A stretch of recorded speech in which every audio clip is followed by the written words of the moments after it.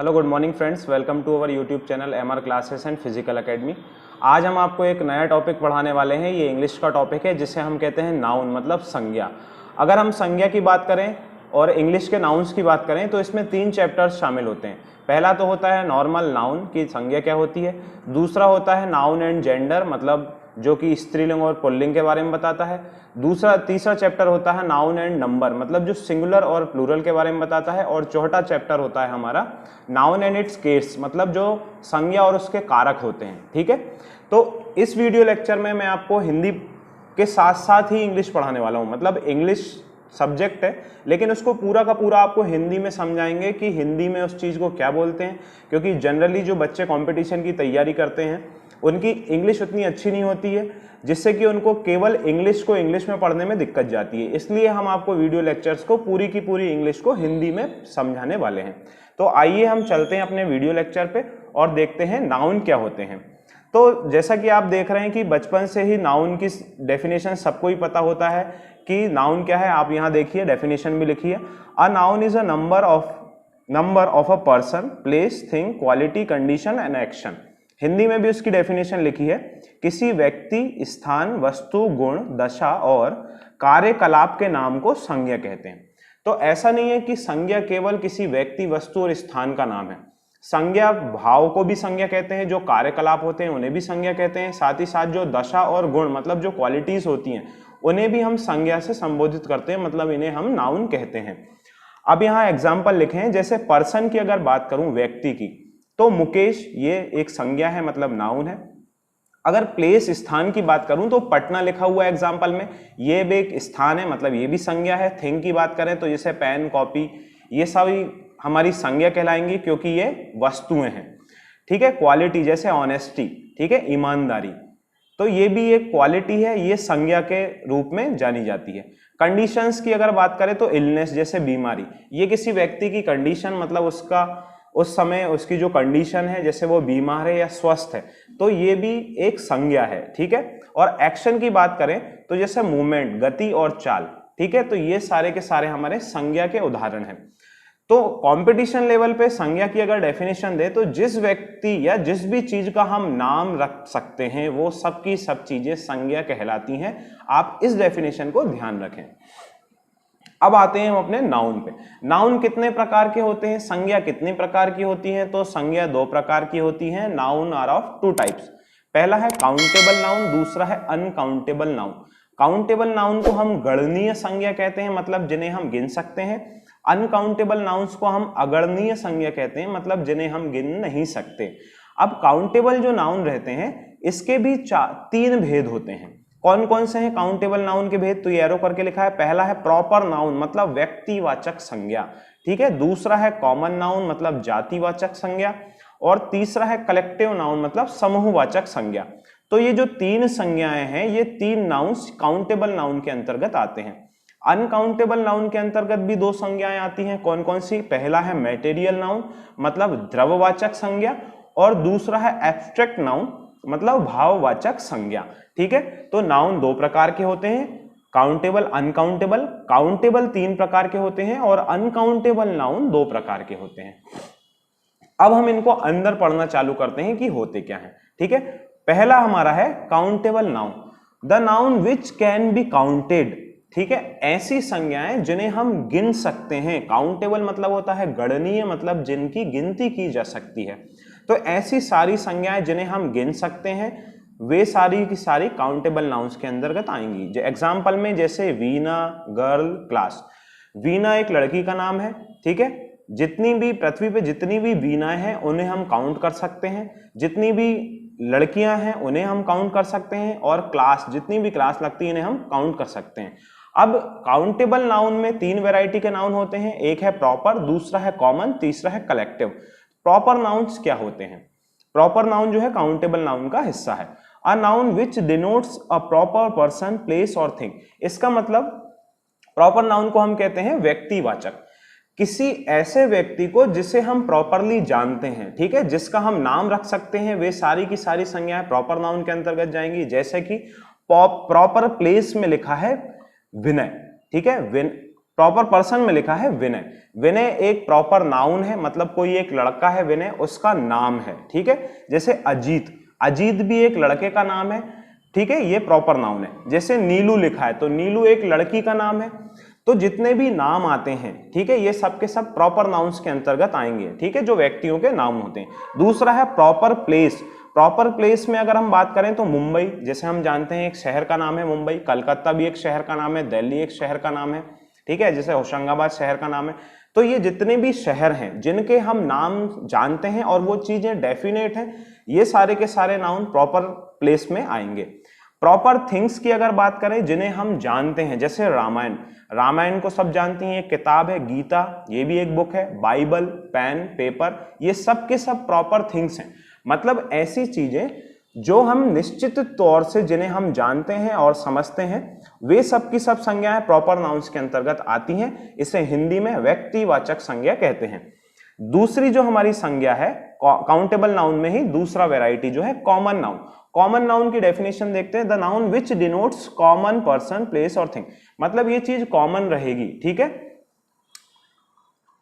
जाति रहेगी, ठीक है। कॉमन का मतलब होता है जाति, जातिवाचक संज्ञा। तो ये चीज एक जाति को दर्शाएगी, ना कि किसी व्यक्ति को, ठीक है। नाम से ही समझ में आता है कॉमन मतलब जो चीज सब में कॉमन होती है। जैसे कॉमन पर्सन, मैन, वुमेन। आप जानते हैं कि मैन, पृथ्वी पे बहुत से लोग हैं, बहुत से आदमी हैं, लेकिन अगर उन आदमियों से हम किसी एक आदमी का नाम ले, जैसे मैंने बोला विनय, तो विनय जो है प्रॉपर पर्सन होगा, जबकि बॉय या मैन एक कॉमन नाउन होगा, ठीक है। इसमें आपको अंतर समझना है। वुमेन हम अगर बात करें तो वुमेन मतलब स्त्रियां, स्त्रियां तो बहुत सी हैं, किसी प्रॉपर स्त्री की बात नहीं कर रहे हैं, इसलिए स्त्री जो है मतलब वुमेन जो है कॉमन नाउन में जाता है। लेकिन अगर मैंने बोला नीलू, तो नीलू जो है प्रॉपर नाउन में जाएगा, क्योंकि नीलू एक डेफिनेट लड़की का नाम है और उसे हम जानते हैं, ठीक है। जिस चीज को हम जानते हैं, जिस चीज का प्रॉपर नाउन रहता है, वो प्रॉपर नाउन के अंतर्गत जाती है। और जिस चीज का हम नाम नहीं रख सकते, जैसे मैंने बोला वुमेन, अब वुमेन से हम पूरी की पूरी स्त्री जाति को वर्णन कर रहे हैं, इसका मतलब ये चीज प्रॉपर ना होकर ये चीज क्या हो जाएगी, कॉमन नाउन में जाएगी। दूसरा है proper place, sorry common place. Common noun में देख रहे हैं, कॉमन प्लेस में जैसे टाउन और स्कूल।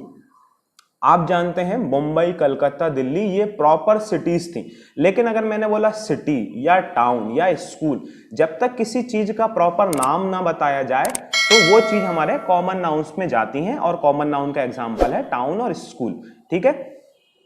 कॉमन थिंग्स की अगर हम बात करें तो बुक और टेबल। जैसे आप जानते हैं पुराने एग्जाम्पल में रामायण लिखा था, रामायण जो है प्रॉपर थिंग थी, मतलब किताबें तो बहुत सी हैं इस दुनिया में, लेकिन उन किताबों में से जब हम रामायण बोलेंगे तो वो एक प्रॉपर किताब की बात कर रहे हैं, गीता बोलेंगे तो वो एक प्रॉपर किताब की बात कर रहे हैं। लेकिन मैंने खाली अगर बोला बुक, तो बुक तो बहुत सी हैं, ठीक है। जब हम किसी स्पेसिफाई बुक के बारे में बात ना करें तो वो हमारे कॉमन थिंग्स में जाएगा, ठीक है। जैसे टेबल, बुक, चेयर, पेन, ये सब हमारे कॉमन थिंग्स हैं। तीसरा जो काउंटेबल नाउन का एग्जाम्पल है, मतलब जो वैरायटी है, वो है आपका कलेक्टिव नाउन। इसकी डेफिनेशन देखते हैं, the noun which denotes a group of person और other creatures and collection of things. मतलब ये हमें एक ग्रुप के बारे में वर्णन करेगा, मतलब एक समूह, इसको हम समूहवाचक भी कहते हैं।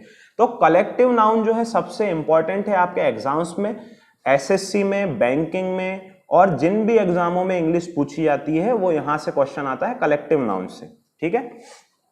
जैसे ग्रुप ऑफ अ पर्सन, दिक्कत यह है कि हम हर चीज को ग्रुप से संबोधित कर देते हैं। जैसे अगर कुछ लड़के खड़े हैं तो हम उनको बोलेंगे ग्रुप ऑफ बॉयज, अगर कुछ बच्चे बैठ के पढ़ रहे हैं तो भी हम उनको ग्रुप बोल देते हैं, फ्रेंड को भी हम ग्रुप बोल देते हैं। तो इंग्लिश लैंग्वेज में हर चीज को ग्रुप नहीं बोला जाता है, हर एक समूह का एक प्रॉपर नाउन, एक प्रॉपर नाम होता है और उसी से हम उस ग्रुप को संबोधित करते हैं।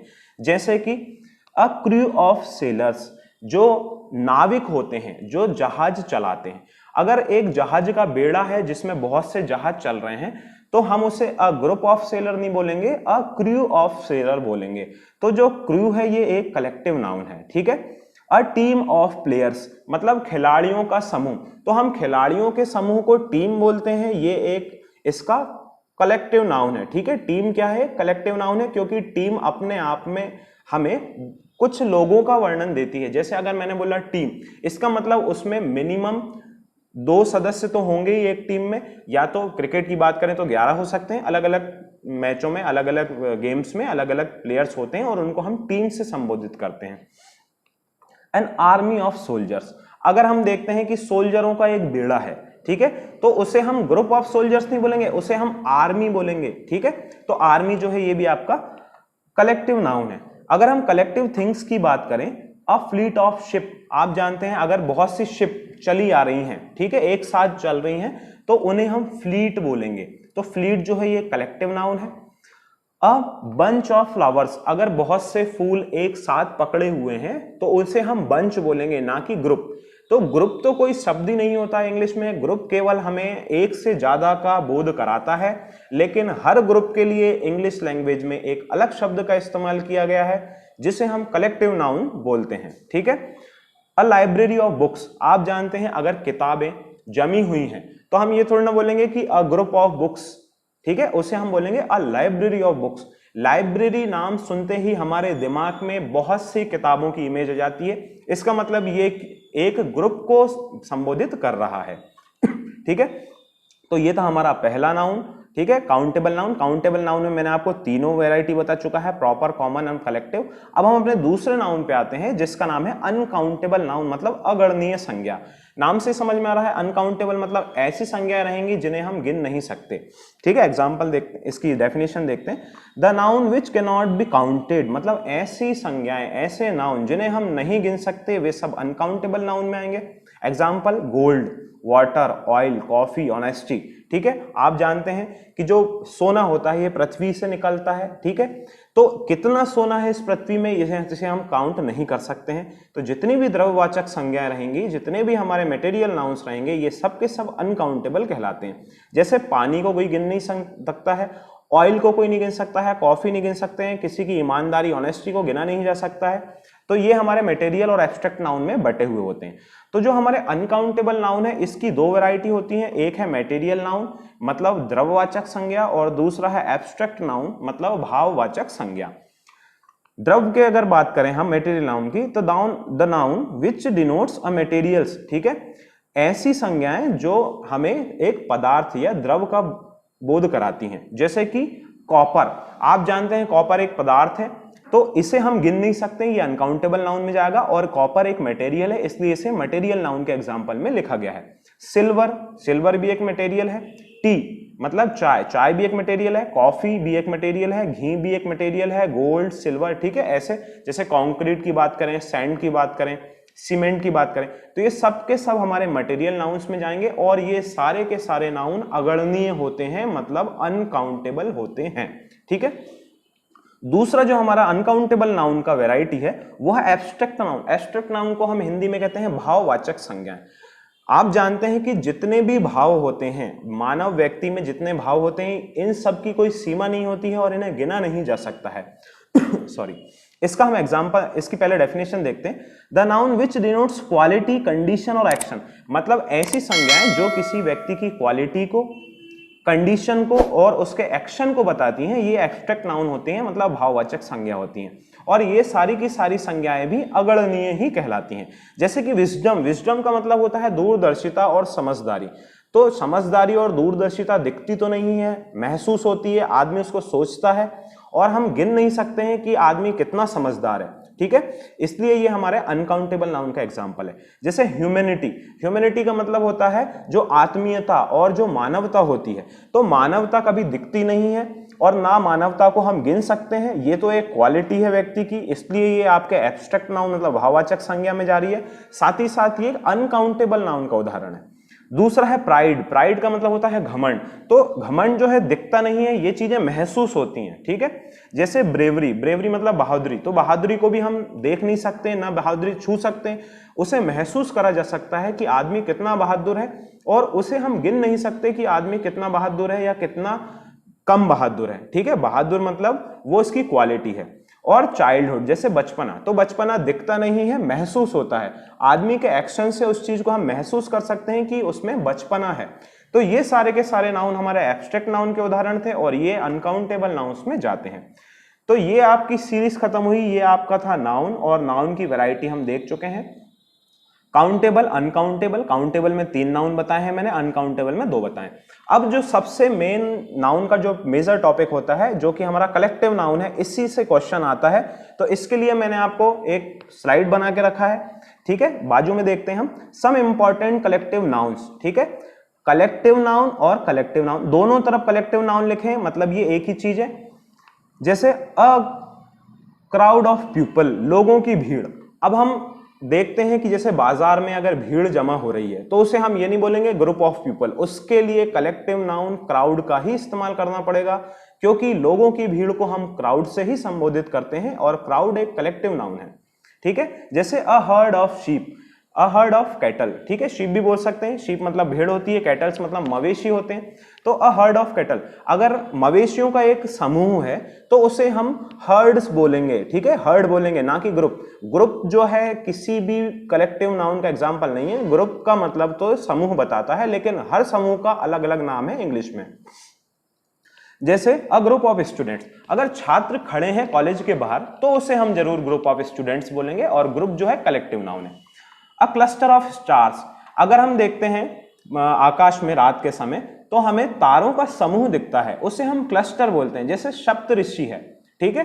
तो सप्तऋषि जो है 7 तारों का समूह है, इसलिए हम उसे एक क्लस्टर के नाम से संबोधित करेंगे, और क्लस्टर एक अपने आप में एक कलेक्टिव नाउन का उदाहरण है, ठीक है। अ गैंग ऑफ रॉबर्स, मतलब जो चोरों का समूह होता है उसे गैंग बोलते हैं। इन्हें आप ध्यान रखें कि इन्हें बोलते क्या है, कलेक्टिव नाउन्स में इनके नाम क्या क्या है, यही एग्जाम में पूछते हैं।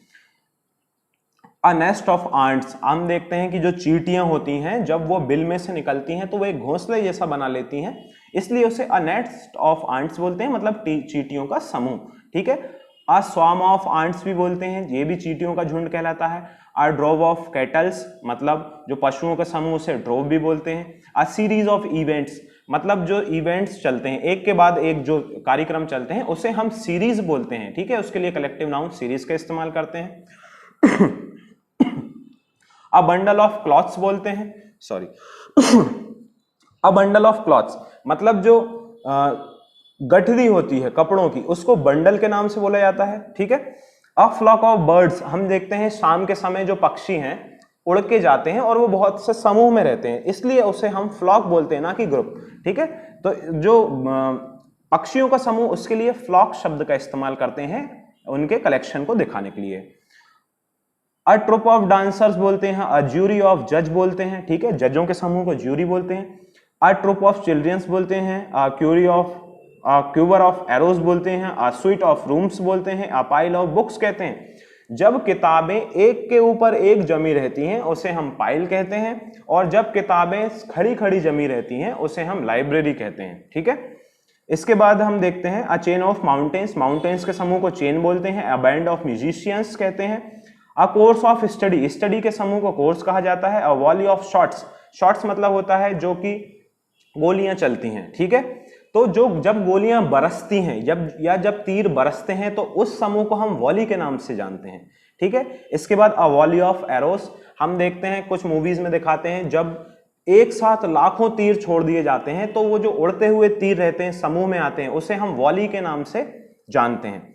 अ वॉली ऑफ स्टोन्स, जब एक साथ बहुत से पत्थर फेंके जाएं तो उसे भी वॉली बोलेंगे, volley of stones. A volley of missiles, जब एक के बाद एक मिसाइल से दागी जाती हैं उसे भी वॉली कहते हैं, ठीक है। अब इस तरफ की लाइन में आते हैं। अ शीफ ऑफ ग्रेन, ठीक है, जो अनाज का ढेर होता है, आप जानते हैं जब किसानों के घर में अनाज कटता है तो उसे एक ढेरी बना के रख दिया जाता है, उसे हम शीफ बोलते हैं, ठीक है। SHEAF, a sheath of grains, ठीक है। अ हीप ऑफ सैंड, जब हम देखते हैं रेत, जब घर बनता है तो घर के सामने रेत पटक दी जाती है, तो जो रेत का जो टीला है उसको हम हीप बोलते हैं, ठीक है। ये कलेक्शन को दिखा रहा है। A heap of sand. A bunch of keys, अगर चाबियां एक गुच्छे में है तो उसे हम बंच बोलेंगे। अ गैलेक्सी ऑफ स्टार्स, तारामंडल जो रहता है, जैसे मिल्की वे है, तो मिल्की वे क्या है, तारों का समूह है, लेकिन बहुत से अनगिनत तारे हैं इसलिए उसे हम गैलेक्सी ऑफ स्टार्स बोलते हैं। जबकि क्लस्टर का मतलब होता है कुछ तारों का समूह, जबकि गैलेक्सी का मतलब होता है बहुत से और अनगिनत तारों का समूह। इसके बाद फ्लीट ऑफ शिप्स देख ही चुके हैं हम। एन आर्मी ऑफ आंट्स, जब चींटी एक के पीछे एक चलती हैं लाइन बना के तो उसे हम आर्मी ऑफ एंट्स कहते हैं, लेकिन जब चींटियां अपने बिल से निकलती हैं तो उसे हम नेस्ट ऑफ एंट्स कहते हैं। दोनों ही समूह है लेकिन उनके चलने का तरीका अलग अलग है, ठीक है। इसके बाद शॉल ऑफ फिश, आप जानते हैं मछलियों की वैरायटी होती है। शॉल ऑफ फिश हम देखते हैं डिस्कवरी चैनल पे, हजारों हजार मछलियां एक झुंड में जाती रहती हैं, छोटी छोटी मछलियां रहती हैं जो कि लाखों के झुंड में रहती हैं, उस झुंड को हम शॉल के नाम से जानते हैं, ठीक है। तो ये कुछ एग्जांपल्स हैं, आप इन्हें स्क्रीनशॉट लेके इन्हें अपनी कॉपी में नोट डाउन कर सकते हैं। अब मैं आपको इंपॉर्टेंट वाले बता देता हूं, ठीक है। जैसे अ टफ्ट ऑफ ग्रास, हम देखते हैं कि जब लोग जंगल से घास काट के लाते हैं तो वो उसका एक बंडल बना लेते हैं, उसे हम टफ्ट बोलते हैं, ठीक है। इसके बाद नीचे हम देखते हैं अ स्वीट ऑफ फर्नीचर है, अ स्टॉक ऑफ कोल है, अ स्ट्रिंग ऑफ ऑनियंस है, ठीक है। अ बिवी ऑफ लेडीज है, ठीक है। भद्र नारियों का समूह, जो नारियों का समूह जमता है जब लेडीज किटी पार्टी वगैरह खेलती हैं, बीसी वगैरह खेलती हैं, तो उस समूह को हम बिवी बोलेंगे, ठीक है, बिवी, BEVY। A fight of a fleet of stairs, ठीक है। A heap of rubbish, a heap of dust, a heap of stone, a ray of light, a pair of socks, ठीक। तो ये थे आपका पहला चैप्टर नाउन। नाउन में आपको सारी की सारी वैरायटी यहां से कवर करा दी गई हैं। तो ये इस वीडियो लेक्चर में आपका नाउन चैप्टर कंप्लीट हो चुका है। अब जो हमारा अगला टॉपिक रहेगा वो noun and it's gender, case, ठीक है, साथ ही साथ सिंगुलर प्लूरल, ये हमारा टॉपिक नेक्स्ट टॉपिक रहने वाला है। तो अगर आपको हमारा ये लेक्चर पसंद आया है तो प्लीज हमारे लेक्चर को लाइक करें, सब्सक्राइब करें, अपने फ्रेंड्स के साथ शेयर करें और इस चैनल को पॉपुलर बनाने में हमारी मदद करें। Thank you very much, have a nice day, thank you very much.